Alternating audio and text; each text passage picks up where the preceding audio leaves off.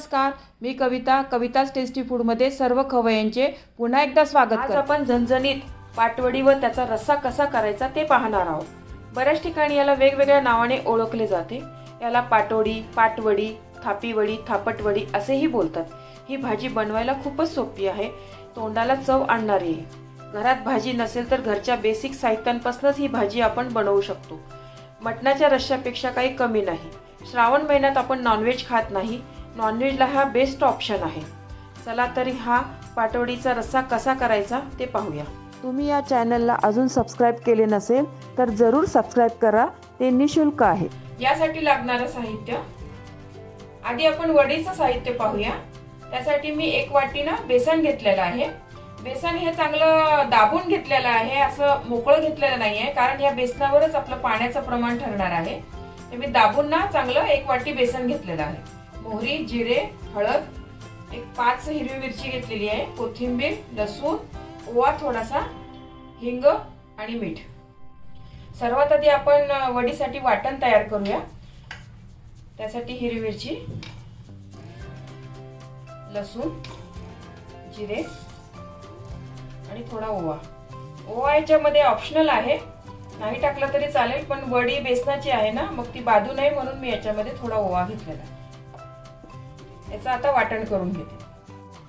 हे बघा, हे मिश्रण मी असं बारीक केलेलं आहे, एकदम बारीक पेस्ट नाही केली आहे, थोडं जाडसरच ठेवलेलं आहे। रश्श्यासाठी लागणारं साहित्य, इथे 1 मोठा कांदा घेतलेला आहे, पाव वाटी खोबरं, कोथिंबीर, लाल तिखट, हळद, हा घरगुती आपला काळा मसाला आहे। याची रेसिपी पण आपल्या चॅनलवर टाकलेली आहे बघा, खूप छान लागते याच्याने आपली भाजी। आलं, लसूण, खसखस आणि मीठ। गॅसवरनं मी कढई गरम करायला ठेवलेली आहे, त्यात तेल घालते। या वडीसाठी थोडंसं तेल जास्त घाला, म्हणजे छान बनते वडी। तेल चांगलं गरम झालेलं आहे आपलं, त्यात मी आता मोहरी घालते, जिरे, हिंग, हळद। जे वाटण केलेलं आहे ना आपण, तर ते वाटण पण घालूया।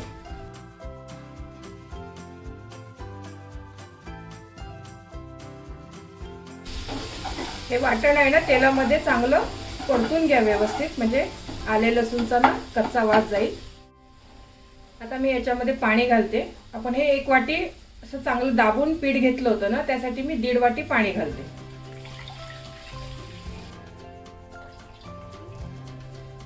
चवीपुरतं थोडं मीठ आणि थोडी कोथिंबीर। पाण्याला आपल्या उकळी आल्यावरच आपण बेसन हटणार आहे, थंड पाण्यात नका टाकू बेसन। पाण्याला उकळी आलेली आहे आणि गॅस कमी करूनच बेसन टाका, फुल गॅसवर बेसन नका टाकू, म्हणजे गाठी होतील नाही तर। थोडं थोडं बेसन टाका आणि असं पीठ वैरून घ्या याच्यामध्ये।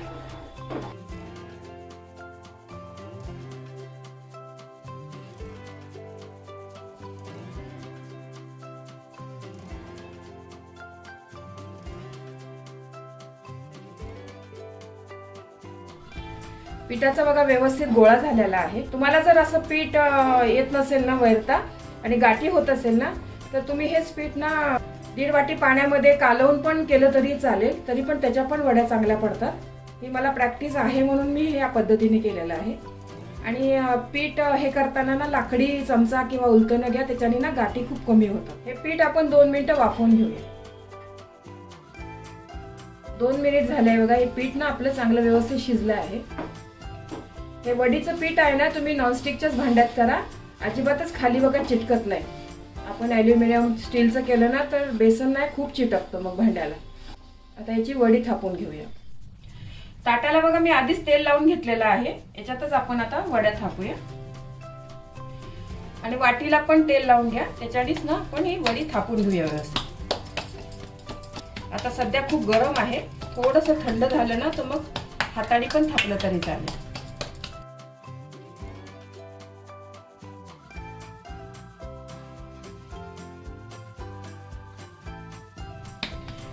हे बघा, मिश्रण व्यवस्थित मी ताटामध्ये थापून घेतलेलं आहे। याच्यावरच आता खोबऱ्याचा किस लावते। हे डेसिकेटेड कोकोनट घेतलेलं आहे मी आपण नॉर्मल किसून घेतलं तरी चालेल घरचं। थोडीशी कोथिंबीर,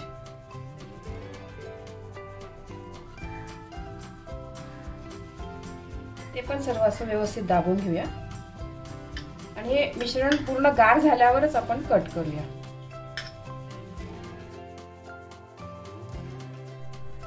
वडीचं मिश्रण ना आपलं गार होते तोपर्यंत ना आपण मसाल्याचं वाटण करूया. थोडं तेल घातलं कढईमध्ये, तेल चांगलं गरम झालं. याच्यामध्ये मी आता एक कांदा घालते. हा एक मोठा कांदा घेतलेला आहे मी.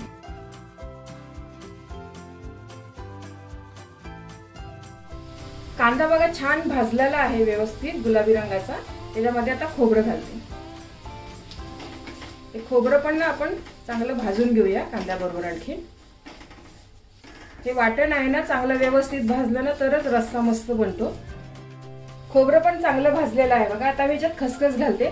खसखस आधी घालू नका तुम्ही, खसखस ना लवकर करपते. अगदी एक अर्धा मिनिटच खसखस आपल्याला भाजायची याच्यात.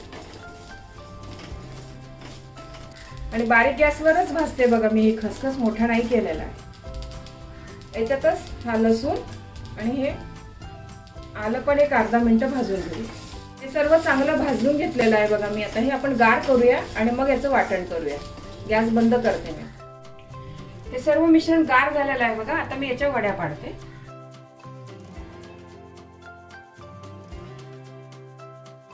शंकरपाळीच्या आकाराच्या आपल्याला वड्या पाडायच्या आहेत.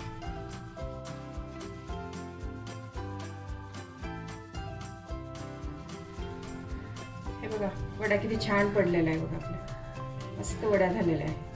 त्या वड्या नुसत्या खायला पण चांगल्या लागतात किंवा आपण जेवताना ना साईड डिश म्हणून पण घेऊ शकता त्या वड्या. एरवी पण अशा खायला खूप छान आहे वड्या.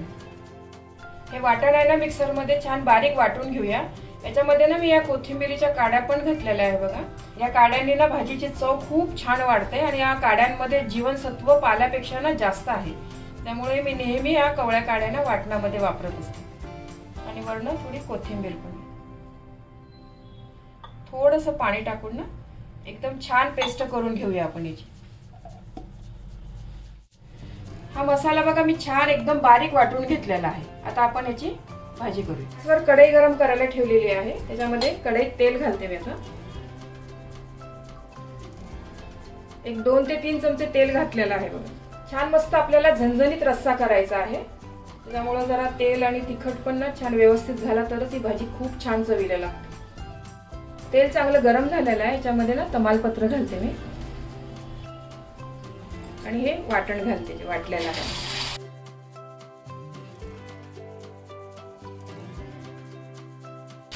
हे वाटण आहे ना तेलामध्ये चांगलं परतून घ्यायचं आहे आपल्याला.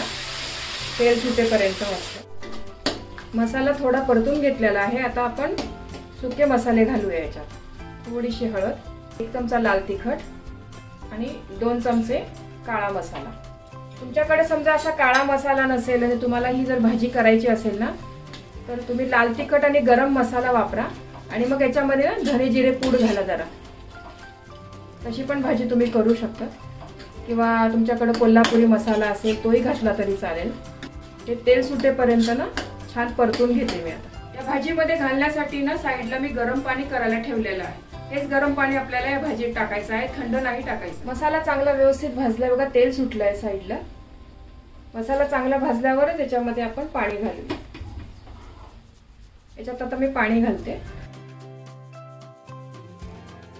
हे 2 ग्लास पाणी घातलेलं आहे बघा मी याच्यामध्ये. आणि गरमच पाणी घाला. गरम पाण्याने ना भाजीला तर्री खूप छान येते. याच्यामध्ये मी थोडं आणखीन पाणी घालते. तुम्हाला रस्सा कसा घट्ट पातळ पाहिजे आहे ना त्यानुसार तुम्ही पाणी घालू शकता याच्यात. पण हा रस्सा ना थोडा पातळच चांगला लागतो. भाकरी बरोबर कुस्करून खायला मस्त लागतो हा रस्सा. तुम्ही जर माझ्या मसाल्याची रेसिपी अजून बघितली नसेल ना तर नक्की बघा. खूप छान झाला आहे तो मसाला चवीला. त्याच्यानेच या सर्व भाज्या आपण व्हेज नॉनव्हेज भाज्या छान बनवू शकतो. त्याची लिंक ना डिस्क्रिप्शन बॉक्समध्ये दिलेली आहे.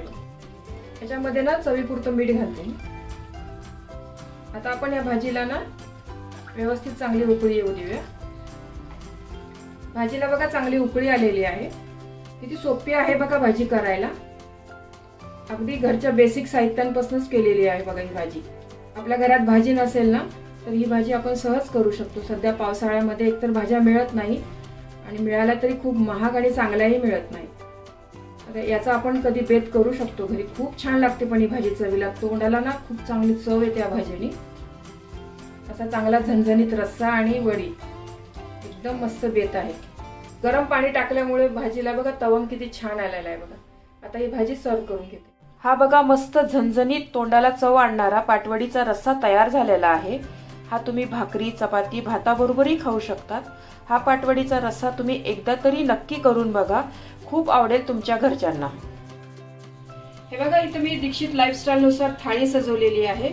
ही अशी थाळी ना मी रोज खात असते, कारण सध्या मी दीक्षित लाईफस्टाईल फॉलो करत आहे ना. याच्यामध्ये फक्त भाजी आहे ना ती बदलते, बाकीचं रोजचं हे आहार आहे ना, काकडी, टोमॅटो, मोड आलेले मूग, दही वगैरे ना. ही कढीपत्त्याची चटणी पण इथं दिलेली आहे. याची रेसिपी आपल्या चॅनलवर मी अपलोड केलेली आहे बघा. फक्त भाजी बदलते, बाकी सगळं हे रोज असतं जेवणाला. हे बघा इथं भाकर मी किती छान पातळ मऊ लुसलुशीत केलेली आहे. अगदी संध्याकाळपर्यंत पण मऊ राहणारी अशी भाकर केलेली आहे बघा. तुम्हाला जर अशी भाकरचा व्हिडिओ पाहायचा असेल ना तर मला कमेंट्स बॉक्समध्ये नक्की सांगा, मी त्याचा पण व्हिडिओ नक्की शेअर करेन तुम्हाला. खूप मस्त पातळ भाकर झालेली आहे बघा ही, आणि या भाजीबरोबर ही भाकर खूप छान लागते. तुम्हाला ही रेसिपी आवडली असेल तर तुमच्या मित्रमैत्रिणी आणि नातेवाईकांबरोबर शेअर करा. व्हिडिओला लाईक करा व चॅनलला सबस्क्राईब करा. रेसिपीला कमेंट्स करा. तुमच्या कमेंट्स वाचायला मला फार आवडतात. तुमच्या लाईक्स आणि कमेंट्समुळे माझा उत्साह वाढतो आणि नवनवीन व्हिडिओ बनवण्यासाठी प्रोत्साहन मिळते. त्याचबरोबर तुम्ही मला फेसबुक, इंस्टाग्राम आणि पिनइंटरेस्टवर देखील फॉलो करू शकतात. त्यांची लिंक डिस्क्रिप्शन बॉक्समध्ये दिलेली आहे. तुम्ही ही रेसिपी कोणत्या गावातून पाहताय तेही सांगा. तर पुन्हा भेटूया एका नवीन रेसिपीसह. तोपर्यंत मस्त खा, काळजी घ्या. धन्यवाद.